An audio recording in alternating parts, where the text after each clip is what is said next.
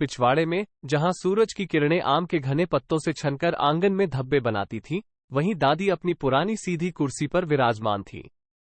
उनकी झुर्रियों भरे चेहरे पर एक शांत मुस्कान थी, मानो वह किसी सुखद स्मृति में खोई हों। उनकी गोद में एक पुरानी सी किताब खुली पड़ी थी। इसके पन्ने पीले पड़ चुके थे, किनारे झालरदार थे और कुछ जगहों पर टेप से चिपके हुए थे। किताब के कोने कोने से कहानियों की एक मीठी सी खुशबू आ रही थी। इंदिरा, दादी की नन्ही पोती, अपनी छोटी छोटी चप्पलें घसीटती हुई उनके पास आई। उसके जिज्ञासा से भरे नैन नक्शों पर हर पल कुछ नया जानने की ललक झलकती थी।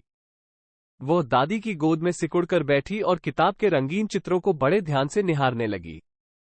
एक तस्वीर में एक विशाल शेर, जिसकी गरज से जंगल गूंज उठता था, एक ऊंचे पेड़ से नीचे झांक रहा था। दूसरी तस्वीर में एक रंगीन तोता पेड़ की डाल पर बैठा हुआ था, मानो वो कोई मजेदार बात कह रहा हो। दादी, ये क्या है?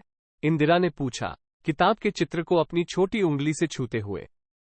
दादी ने अपना ध्यान चित्रों से हटाकर इंदिरा की ओर देखा। उनकी प्यार भरी नजरों में एक चमक सी आ गई। ये इंदिरा, उन्होंने अपनी कोमल आवाज में कहा, ये जादुई जंगल की कहानी है। इंदिरा की आंखें और चौड़ी हो गईं। जादुई जंगल? वाकई? उसने उत्सुकता से पूछा। दादी ने धीरे से सिर हिलाया और किताब के पन्ने पलटने लगी। पन्नों की सरसराहट कमरे में गूंजी। उन्होंने इंदिरा को बताया कि ये जंगल हरे भरे पेड़ों से भरा हुआ था, जो कभी हवा के झोंकों से बातें करते थे तो कभी फूल बरसाते थे। पेड़ों के बीच छिपकर रहने वाले रंगीन पक्षी अपने मीठे स्वरों से जंगल का संगीत रचाते थे। इस जंगल का रक्षक था शेर शंभू, जिसकी दहाड़ से दूर दूर तक के जानवर कांप उठते थे। शांत स्वभाव की रानी कोयल मधुर तान छेड़ती थी और शरारती तोता मिठू हमेशा नई नई चुटकुलों से सबका मनोरंजन करता था। जैसे जैसे दादी कहानी सुनाती रहीं, इंदिरा मानो उस जादुई जंगल में खो सी गई। वह अपनी कल्पना में खुद को वहां विचरण करते हुए देख रही थी। उसने शंभू की दहाड़ सुनी, मिठू की चुटकुलों पर हंसी और रानी कोयल के गीतों में खो गई। उसने पेड़ों की फुसफुसाहट सुनी और जंगली फूलों की खुशबू महसूस की। वो विभिन्न रंगों के तितलियों को उड़ते हुए देख सकी और पेड़ों पर इधर उधर कूदते हुए बंदरों को भी। कहानी खत्म होते ही इंदिरा का जादुई जंगल से वापसी का सिलसिला टूट गया। उसने किताब का अगला पन्ना पलटने के लिए दादी का हाथ पकड़ा। दादी, ये जंगल कहाँ है? उसने पूछा। उसकी आवाज में थोड़ी निराशा थी। मैं भी वहां जाना चाहती हूं। दादी ने किताब बंद कर दी और इंदिरा को अपने करीब खींच लिया।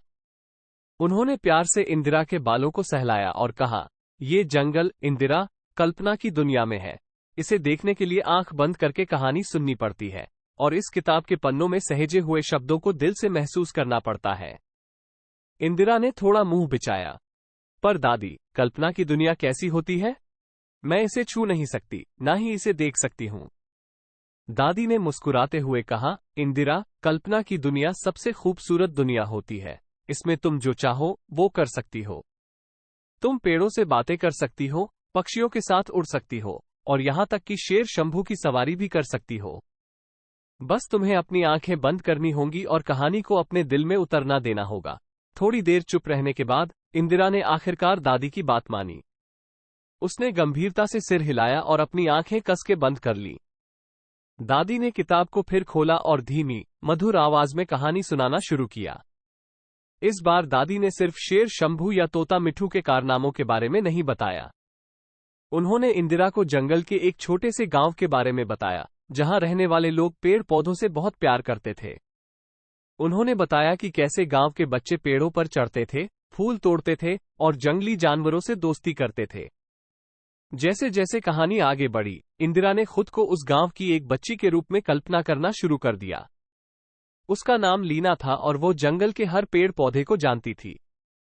वो जानवरों की भाषा समझती थी और उनके साथ खेलती थी। वो शेर शंभू की दहाड़ से नहीं डरती थी, बल्कि उसका अभिवादन करती थी। रानी कोयल उसे सुबह जगाने के लिए गाती थी और शाम को सोने के लिए लोरी सुनाती थी। कहानी सुनते सुनते इंदिरा को लगा जैसे वो हवा में उड़ रही है। उसने नीचे जंगल को देखा, हरे पेड़ों का विशाल समुद्र।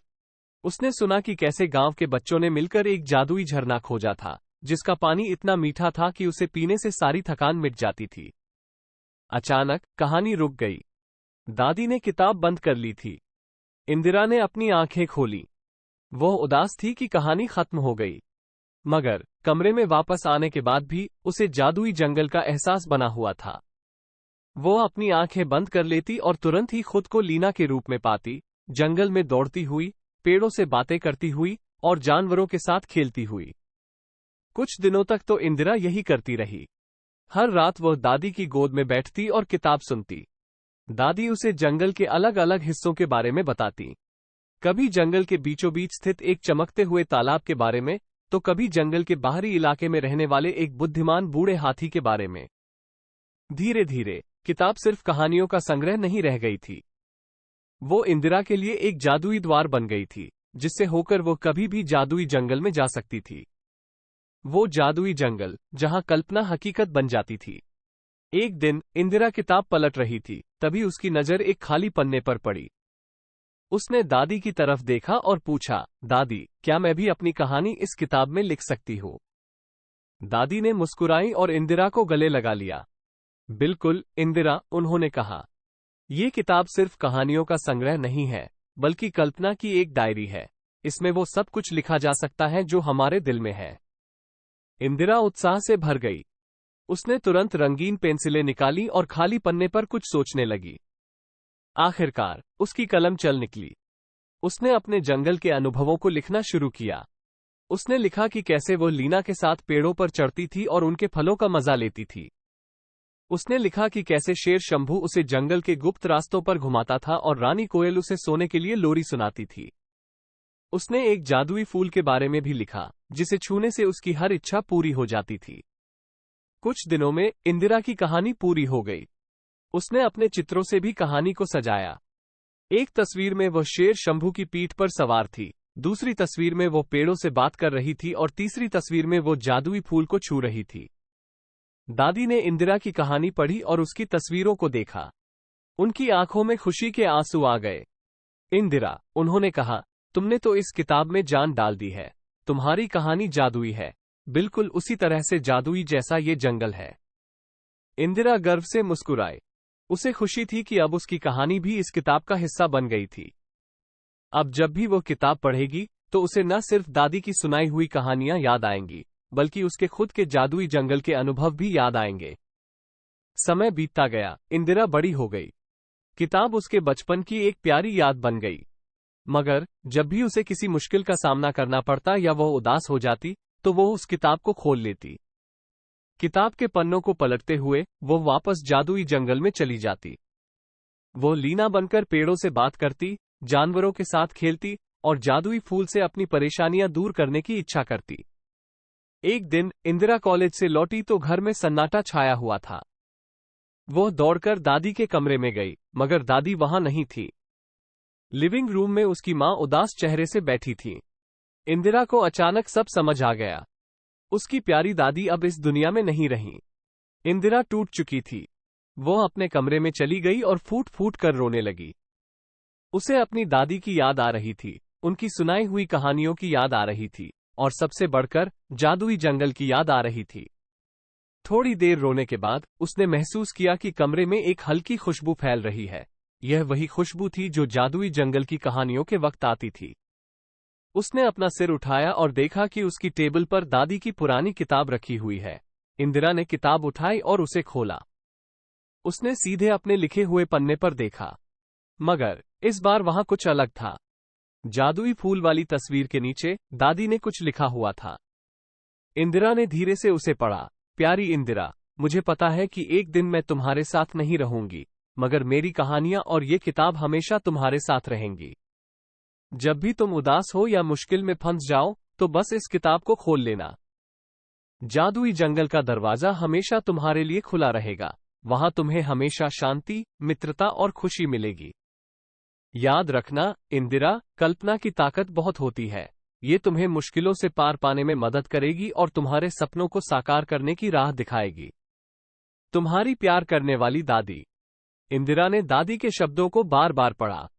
उनकी आंखों से आंसू छलक पड़े, मगर इस बार ये दुख के आंसू नहीं थे। ये प्यार और कृतज्ञता के आंसू थे। दादी भले ही अब इस दुनिया में नहीं रहीं, मगर उनकी कहानियां और जादुई जंगल हमेशा इंदिरा के साथ रहेंगे। अगले कुछ दिन इंदिरा के लिए बहुत मुश्किल भरे रहे। दादी की कमी हर पल उसे खलती थी, लेकिन जब भी वह निराश होती, वो किताब खोल लेती। जादुई जंगल में लीना बनकर घूमना उसे शक्ति देता था। पेड़ों से बात करना और जानवरों के साथ खेलना उसे हंसा देता था।